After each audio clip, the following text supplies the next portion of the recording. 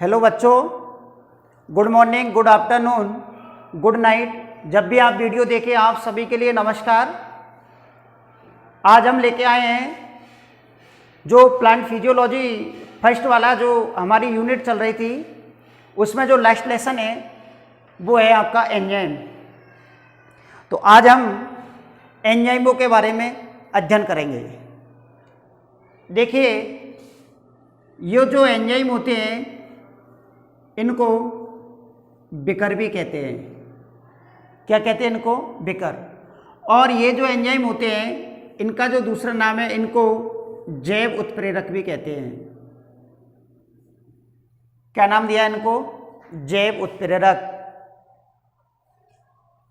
Enzyme जो होते हैं वो प्रोटीन प्रकृति के ऐसे कार्बनिक पदार्थ होते हैं जो रासायनिक अभिक्रिया के वेग को बदल देते हैं, एंजाइम कहलाते हैं। तो हम क्या परिभाषा बनेगी इसकी? ऐसे कार्बनिक, ऐसे पदार्थ,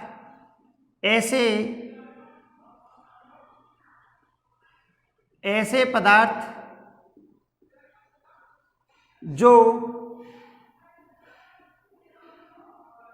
जो प्रोटीन प्रकृति के होते हैं,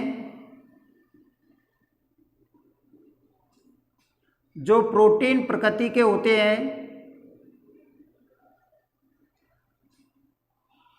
ऐसे पदार्थ जो प्रोटीन प्रकृति के होते हैं रासायनिक अभिक्रिया के वेग को बढ़ा देते हैं। रासायनिक अभिक्रिया के वेग को परिवर्तित कर देते हैं या वेग में परिवर्तन कर देते हैं, वेग को परिवर्तित कर देते हैं।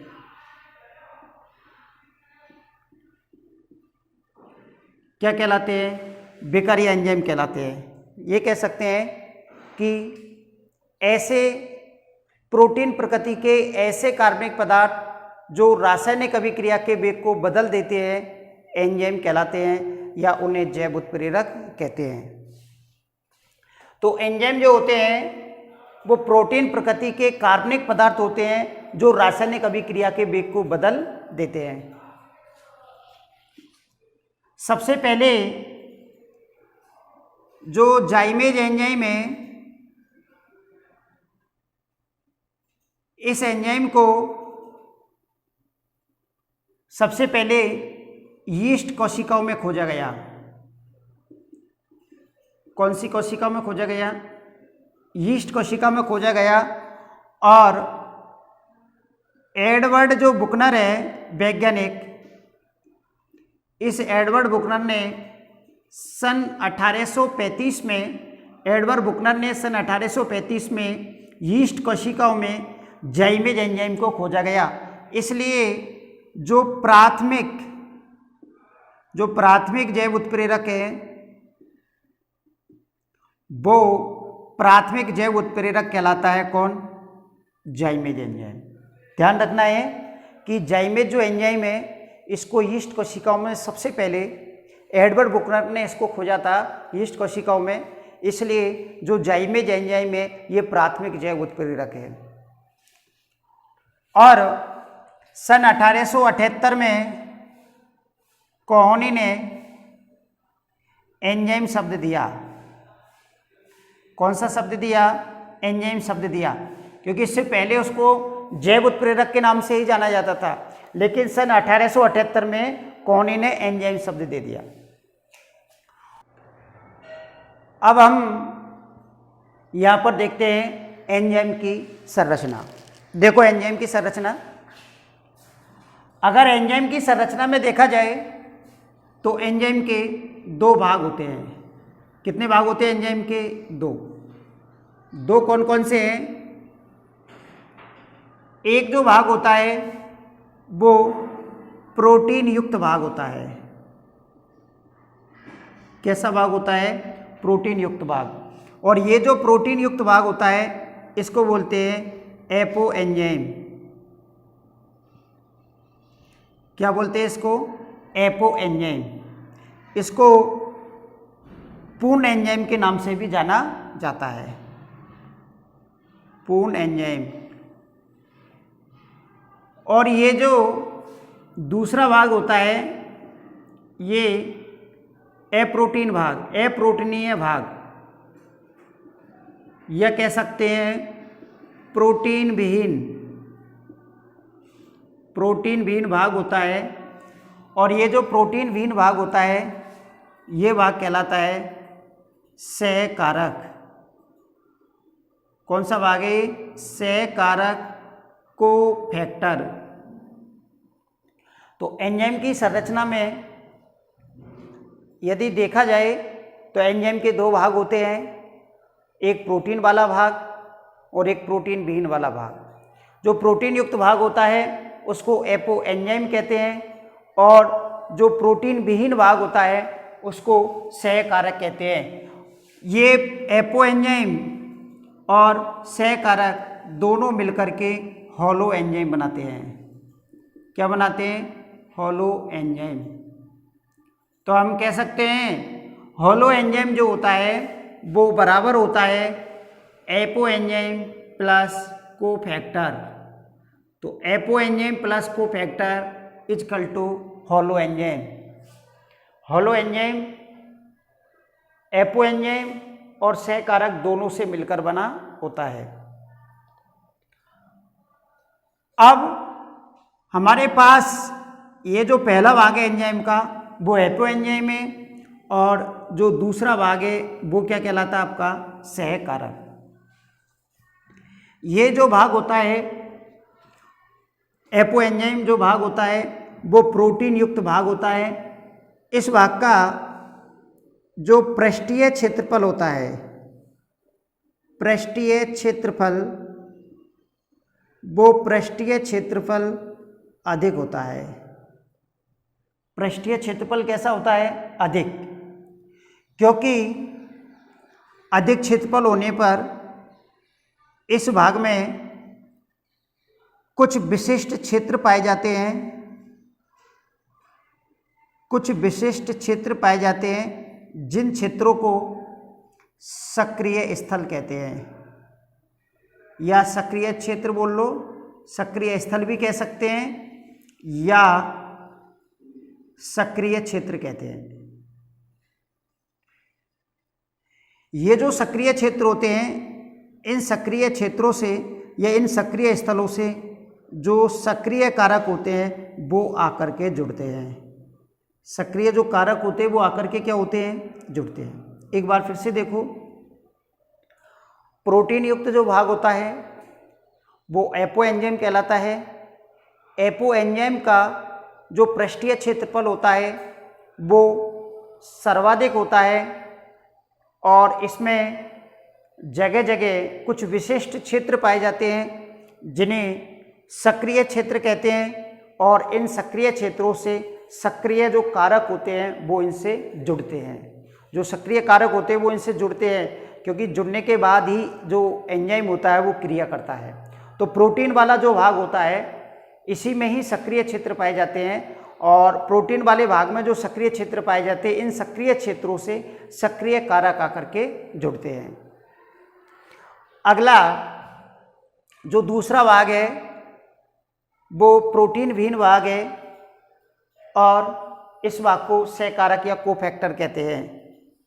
अगर सहकारक या कोफैक्टर जो होता है ये भाग जो होता है सहकारक या कोफैक्टर भाग, ये भाग एपो एंजाइम के साथ जुड़ा रहता है, इसके साथ जॉइंटेड रहता है, जुड़ा रहता है, प्लस होता है। तो सहकारक भाग एपो एंजाइम के साथ जुड़ा रहता है। ये जो सहकारक भाग होता है इसके फिर से 3 भाग होते हैं। कितने भाग होते हैं इसके? 3। एक होता है प्रोस्थेटिक समूह। कौन सा भाग है? प्रोस्थेटिक समूह। दूसरा जो भाग होता है वो होता है सह एंजाइम, सह एंजाइम, को एंजाइम। और तीसरा भाग जो होता है वो है सक्रिय सक्रिय एंजाइम।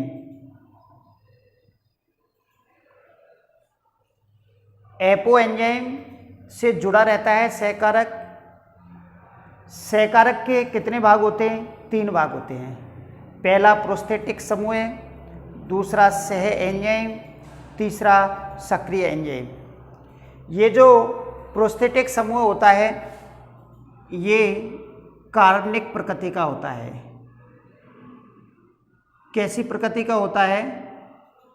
कार्बनिक प्रकृति का होता है। और ये जो समूह होता है वो एपो एंजाइम के साथ में दृढ़ता से जुड़ा रहता है। एपो एंजाइम के साथ में दृढ़ता से जुड़ा रहता है, दृढ़ता से जुड़ा रहता है। प्रोस्थेटिक समूह ये कार्बनिक प्रकृति के होते हैं और एपो एंजाइम के साथ में दृढ़ता से जुड़े रहते हैं। जैसे एग्जाम्पल देखा जाए तो यदि उदाहरण देखा जाए तो उदाहरण में प्रोस्थेटिक समूह हैं जैसे फ्लेवे प्रोटीन, ये नाम है इसका फ्लेवे प्रोटीन। एक है आपका साइटोक्रोम, कौन सा है बेटे? Cytochrome flavoprotein. दूसरी अगर हम बात करते हैं सह एंजाइम, इसको को एंजाइम भी बोलते हैं। ये जो सह एंजाइम होते हैं ये सह एंजाइम भी कार्बनिक प्रकृति के होते हैं। कौन सी प्रकृति के होते हैं? कार्बनिक प्रकृति के होते हैं। लेकिन ये सह एंजाइम एपो एंजाइम के साथ में ढीलेपन से जुड़े रहते हैं। ढीले बंध द्वारा, मतलब ढीलेपन से जुड़ना, ढीलेपन से जुड़ना अर्थात ढीलेपन से जुड़े हुए रहते हैं। अगर उदाहरण देखा जाए तो इसके एग्जाम्पल है NAD, FAD। ये NAD, FAD ये ऊर्जा से संबंधित है। जब अगली यूनिट स्टार्ट होगी ग्लाइकोलाइसिस जो प्रक्रिया है ETS सिस्टम है, तो उसमें हम NAD, FAD के बारे में हम विस्तार से वहाँ पर चर्चा करेंगे। तो सह एंजाइम कार्बनिक प्रकृति के होते हैं जो ढीलेपन से जुड़े हुए रहते हैं। अगर हम सक्रिय एंजाइम की बात करें तो सक्रिय एंजाइम भी कार्बनिक प्रकृति के ही होते हैं, लेकिन ये पूर्ण एंजाइम के साथ या एपो एंजाइम के साथ दृढ़ता से जुड़े रहते हैं। एपो एंजाइम के साथ दृढ़ता से जुड़े रहते हैं। उदाहरण देखा जाए तो जितने भी जो आयन हैं वो सभी सक्रिय एंजाइम होते हैं। जो धातुएं होती हैं वो सभी सक्रिय एंजाइम हैं। जैसे example Na+, Cl-, Mg+, Fe+2। तो ये सभी जो आयंस होते हैं वो सभी आयंस सक्रिय एंजाइम कहलाते हैं। तो हमने यहाँ पर देखा एंजाइम की संरचना के बारे में कि एंजाइम के 2 भाग होते हैं। एक प्रोटीन युक्त भाग जो एपो एंजाइम कहलाता है, दूसरा प्रोटीन विहीन भाग जो कोफैक्टर कहलाता है। कोफैक्टर के 3 भाग होते हैं, प्रोस्थेटिक समूह, सह एंजाइम, सक्रिय एंजाइम। तो ये एंजाइम की जो संरचना है वो आपकी हो गई। अब अगला आपका जो टॉपिक है वो है एंजाइम की विशेषताएं। तो एंजाइम की अब जो हेडिंग होगी हमारी अगली वो होगी एंजाइम की विशेषताएं या एंजाइम के लक्षण। तो अब हम लक्षणों के बारे में अध्ययन करेंगे एंजाइम के। तो अब हम हेडिंग डालेंगे एंजाइम की विशेषताएं या अपन कह सकते हैं लक्षण, या अपन कह सकते हैं गुण। विशेषताएं, लक्षण या गुण। एंजाइम की जो विशेषताएं हैं उसमें पहला पॉइंट है प्रोटीन प्रकृति। एक विशेषता तो ये है। विशेषता नंबर 2 कोलाइडी प्रकृति। कोलाइडी प्रकृति। विशेषता नंबर जो 3 है वो है उभयधर्मी। उभयधर्मी। विशेषता नंबर जो 4 है वो है विशिष्टता। विशिष्टता।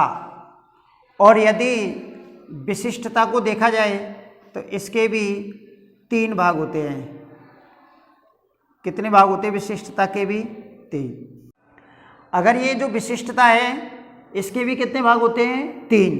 तो 3 भाग कौन कौन से हैं? पहला जो इसका भाग है वो है क्रिया विशिष्टता, दूसरा समूह विशिष्टता, और तीसरा होगा इसका बंध विशिष्टता। और इसका जो 5वां जो लक्षण है, 5वां जो गुण है वो है संक्रियन ऊर्जा। संक्रियन ऊर्जा। तो यहाँ पर मोस्टली एंजाइमों की जो विशेषताएं हैं वो 5 है। पहली है प्रोटीन प्रकृति। नाम से स्पष्ट हो रहा है कि जो एंजाइम होते हैं वो प्रोटीन प्रकृति के होते हैं। एंजाइम जो होते हैं वो प्रोटीन प्रकृति के होते हैं, अर्थात इनकी जो प्रकृति होती है वो प्रोटीनीय होती है। तो पहली जो विशेषता है वो है आपकी प्रोटीन प्रकृति। दूसरी जो विशेषता है वो है कोलाइडी प्रकृति। तो क्रिया विशिष्ट यूरिएज एंजाइम केवल यूरिया के जल अपघटन की क्रिया को परिवर्तित करता है, यूरिया का जल अपघटन करता है, और एंजाइम नहीं कर सकते। तो ये क्रिया विशिष्ट हो गया। एक समूह विशिष्ट, जब एक एंजाइम समूह पर क्रिया करता है, पूरा एक ग्रुप है, जैसे एक प्रोटीनों का ग्रुप है या कार्बोहाइड्रेटों का ग्रुप है या वसाओं का समूह है, वसा समूह है, वसा एक समूह है, या जो कार्बोहाइड्रेट है वो एक समूह है। तो जब समूह पर क्रिया करता है तो वो कहलाता है आपका समूह विशिष्ट। जैसे प्रोटीन पर क्रिया करना, लाइपेज जो एंजाइम होता है वो वसा पर क्रिया करता है, तो लाइपेज एंजाइम वसा पर क्रिया करता है तो वो एक समूह विशिष्ट है, क्योंकि वसा के जितने भी अणु हैं उन सभी पर क्रिया करता है, तो समूह विशिष्ट। और तीसरा जो विशिष्टता है वो बंध विशिष्टता, अर्थात एंजाइम जो होता है वो रासायनिक क्रिया में पाए जाने वाले जो बंध है उस रासायनिक क्रिया में बंधों पर क्रिया करता है। जो रासायनिक क्रिया होती है उस रासायनिक क्रिया में जो रासायनिक बंध होते हैं, रासायनिक बंध में चाहे वो सहसंयोजक बंध हो, चाहे वो उपसहसंयोजक बंध हो, चाहे आयनिक बंध हो, तो उन बंधों पर जो एंजाइम होता है वो क्रिया करता है, तो वो कहलाता है आपका बंध विशिष्ट। जब रासायनिक बंधों पर क्रिया करता है बंध विशिष्ट, समूह पर क्रिया करता है समूह विशिष्ट, और केवल एक ही रासायनिक अभिक्रिया पर क्रिया करता है तो वो क्रिया विशिष्ट कहलाता है। लास्ट आपका जो 5वां पॉइंट है वो है सक्रियन ऊर्जा। एंजाइम जो होते हैं वो क्रिया कारकों की सक्रियन ऊर्जा को कम कर देते हैं। सक्रियन ऊर्जा को क्या कर देते हैं? कम। क्रिया कारकों की जो सक्रियन ऊर्जा है वो कम हो जाती है। और आपको पता है कि जब क्रिया कारकों की सक्रिय विशेषताएं हैं वो एंजाइमों की विशेषताएं, लक्षणीय गुण है, प्रोटीन प्रकृति, कोलाइडी प्रकृति, उभयधर्मी, विशिष्टता और सक्रियन ऊर्जा। तो आज हमने एंजाइमों की संरचना और एंजाइमों की जो विशेषता उसके बारे में अध्ययन किया। अब नेक्स्ट हम अगली जो बायोलॉजी की क्लास होगी उसमें हम एंजाइमों की जो क्रिया विधि है उस एंजाइमों की क्रिया विधि के बारे में अध्ययन करेंगे। तो नेक्स्ट जो अपना अगला जो वीडियो होगी आपकी अगली बायोलॉजी